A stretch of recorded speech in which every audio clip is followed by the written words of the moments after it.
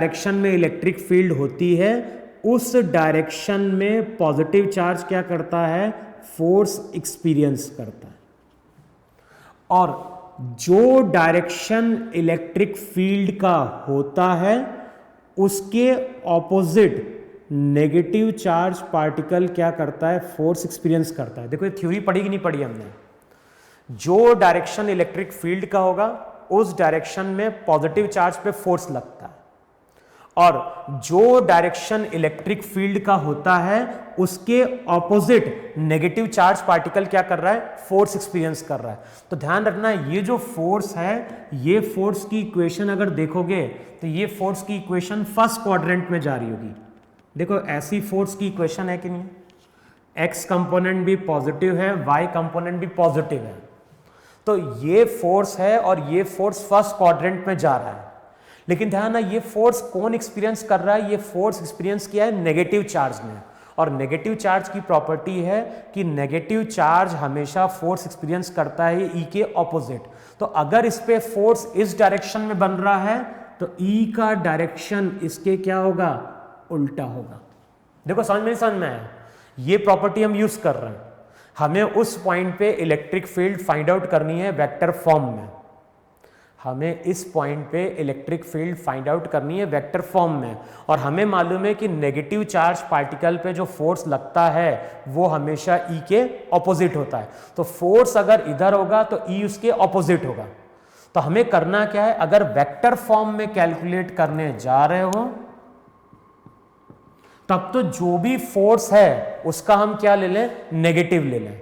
या फिर दूसरा तरीका क्या है कि जो चार्ज पार्टिकल है उसको हम साइन के साथ ही क्या कर दें, प्लेस कर दें। तो ये हो जाएगा 21 आई कैप 9 जे कैप, डिवाइड कर दो इसको -3 माइक्रो कूलम से, तो ये हो जाएगा न्यूटन पर कूलम।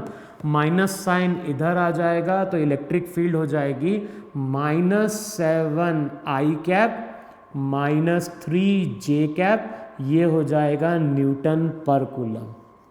समझ में। तो अगर वेक्टर फॉर्म में कैलकुलेट करने जा रहे हो तो एक तो तरीका क्या है कि फोर्स पर यूनिट चार्ज निकाल ले वेक्टर फॉर्म में और एफ के आगे हम साइन क्या लगा दें, नेगेटिव लगा दें। दूसरा तरीका क्या है कि जब हम फोर्स कैलकुलेट, जब हम इलेक्ट्रिक फील्ड कैलकुलेट करें या फोर्स कैलकुलेट करें तो चार्ज को हम वहां पे साइन के साथ ही क्या कर दें, प्लेस कर दें। तो यहाँ पे इलेक्ट्रिक फील्ड कैलकुलेट करनी है तो चार्ज को मैंने साइन के साथ क्या कर दिया, प्लेस कर दिया। अब ये जो इलेक्ट्रिक फील्ड इंटेंसिटी है इसका एक्स कंपोनेंट भी नेगेटिव है, वाई कंपोनेंट भी नेगेटिव है, तो ये कौन से क्वाड्रेंट में जा रहा है, ये जा रहा है तुम्हारा वहाँ पे थर्ड क्वाड्रेंट में, वहाँ पे है कि नहीं। अब इलेक्ट्रिक फील्ड इंटेंसिटी हमें मालूम है। अब अगले स्टेप में क्या बोल रहा है, अगले स्टेप में बोल रहा है कि अगर 2 माइक्रो कूलम चार्ज को लाके प्लेस करें तो उस पर कितना फोर्स बनेगा। अगर पॉजिटिव चार्ज को लाके प्लेस करोगे तो वो ई के अलोंग ही क्या करेगा, फोर्स एक्सपीरियंस करेगा, इसको एफ डैश बोल दो।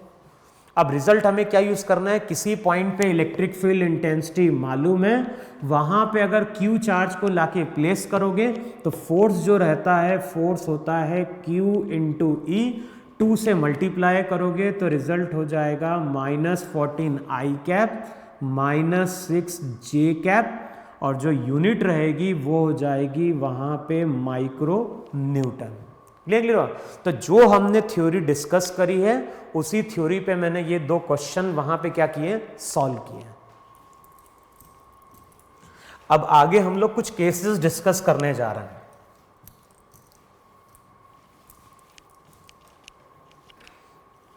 अब मैंने सबसे पहले क्या बोला, मैंने सबसे पहले तुम्हें ये बोला कि अगर हमारे पास कोई पॉइंट चार्ज Q है और इससे r डिस्टेंस पे अगर कोई पॉइंट दिया हुआ है, अगर हमारे पास कोई Q चार्ज है उससे r डिस्टेंस पे कोई पॉइंट दिया है, तो इस पॉइंट पे जो इलेक्ट्रिक फील्ड होती है उसका फॉर्मूला क्या था, उसका फॉर्मूला था KQ/r²। देखो यही उस पॉइंट पे इलेक्ट्रिक फील्ड इंटेंसिटी का था कि नहीं था फॉर्मूला। लेकिन इस फॉर्मूले की लिमिटेशन है, और फॉर्मूले की लिमिटेशन क्या है कि इस फॉर्मूले को हम हर जगह अप्लाई नहीं कर सकते। इस फॉर्मूले को हम केवल अप्लाई कर पा रहे हैं किसके लिए, पॉइंट चार्ज के लिए। लेकिन जब आगे जाओगे तो कोई जरूरी कौन है कि हर केस में हमें पॉइंट चार्ज ही मिलेगा।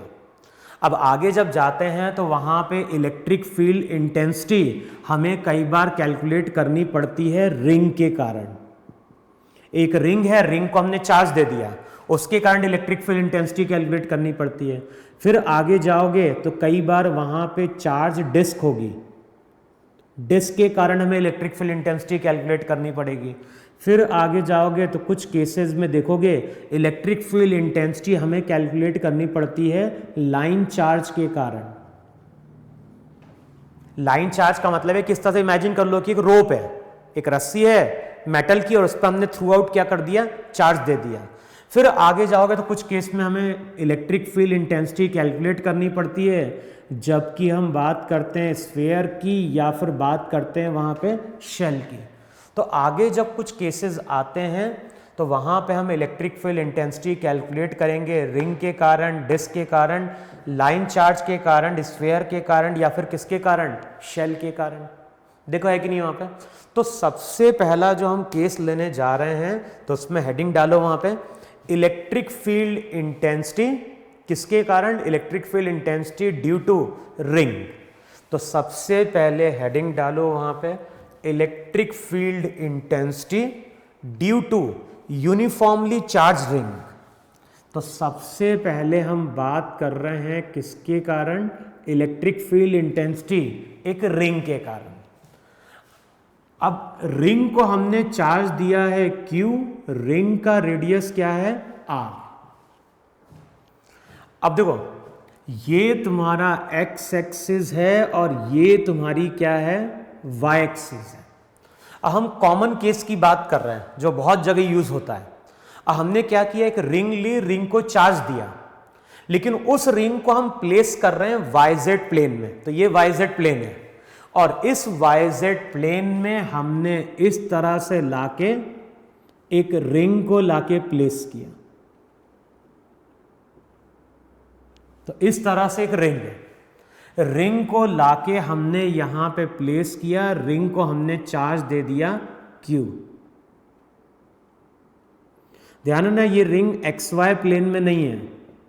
जब इस रिंग की हम बात कर रहे हैं तो ये रिंग मेरी YZ प्लेन में। तो YZ प्लेन में यहां पे एक रिंग है, रिंग पे हमने चार्ज कितना दे दिया Q, रेडियस R, और रिंग के सेंटर से X डिस्टेंस पे हम क्या कर रहे हैं, कोई पॉइंट ले रहे हैं। और अब इस पॉइंट पे हमें इलेक्ट्रिक फील्ड इंटेंसिटी क्या करनी है, फाइंड आउट करनी है। ये बहुत कॉमन रिजल्ट है जो कि हम इसका डेरिवेशन भी आता है एग्जाम में कई बार, या फिर आगे जब न्यूमेरिकल सॉल्व करते हैं तो ये रिजल्ट वहां पे कई जगह यूज किया जाता है। तो हम लोग बात कर रहे हैं कि यूनिफॉर्मली चार्ज रिंग की, चार्ज यूनिफॉर्मली डिस्ट्रीब्यूटेड है और जो भी पॉइंट हमने कंसिडर किया है वो रिंग के प्लेन पे क्या है, रिंग के प्लेन पे परपेंडिकुलर है और कितने डिस्टेंस पे है, ये है एट अ डिस्टेंस x पे। अब इस रिंग के कारण इस x डिस्टेंस पे हमें electric field intensity find out करनी है। और हमने क्या डिफाइन किया, हमने डिफाइन किया कि फॉर्मूला जो होता है वो केवल एप्लीकेबल होता है एक स्मॉल एलिमेंट के लिए। तो सबसे पहले रिंग को यहाँ पे नंबर ऑफ स्मॉल एलिमेंट में डिवाइड करो और यहाँ पे एक स्मॉल एलिमेंट लो। ये जो स्मॉल एलिमेंट है मान लो इस पे चार्ज dq है। अब बताओ यहां से अगर मैं इसको ज्वाइन करूं तो ध्यान रखना ये डिस्टेंस है r, और जब मैं इसको ज्वाइन करूंगा तो एक तरह से ये कोन की ज्योमेट्री बनाएगा वहां पे। अगर मैं इस तरह से रिंग ले रहा हूं और रिंग पे यहां पे मैंने एक स्मॉल एलिमेंट लिया, यहां पे कोई पॉइंट P है, इस पॉइंट पे हमें ये पॉइंट P था, तो रिंग के सेंटर से x डिस्टेंस पे एक पॉइंट है, इस पॉइंट पे हमें electric field intensity find out करनी है। अब मैं इस रिंग को सबसे पहले यहां पे इस तरह से नंबर ऑफ स्मॉल एलिमेंट में क्या कर रहा हूं, डिवाइड कर रहा हूं। देखो है कि नहीं वहां पे। अब मैं अगर सभी एलिमेंट को यहां से ज्वाइन करूं तो ज्योमेट्री किसकी बनेगी, ज्योमेट्री बनेगी यहां पे कोन की। डिस्टेंस कितना होगा, ये डिस्टेंस r, ये डिस्टेंस x, तो ये डिस्टेंस हो जाएगा under root r² plus x²। अच्छा, अब इलेक्ट्रिक फील्ड इंटेंसिटी का डायरेक्शन क्या होगा? तो यहां पे एक टेस्ट चार्ज को लाके इमेजिन करो, तो ये चार्ज पॉजिटिव है, यहां पे भी अगर एक टेस्ट चार्ज पॉजिटिव होगा तो वो इस डायरेक्शन में फोर्स क्या कर रहा होगा? एक्सपीरियंस करेगा।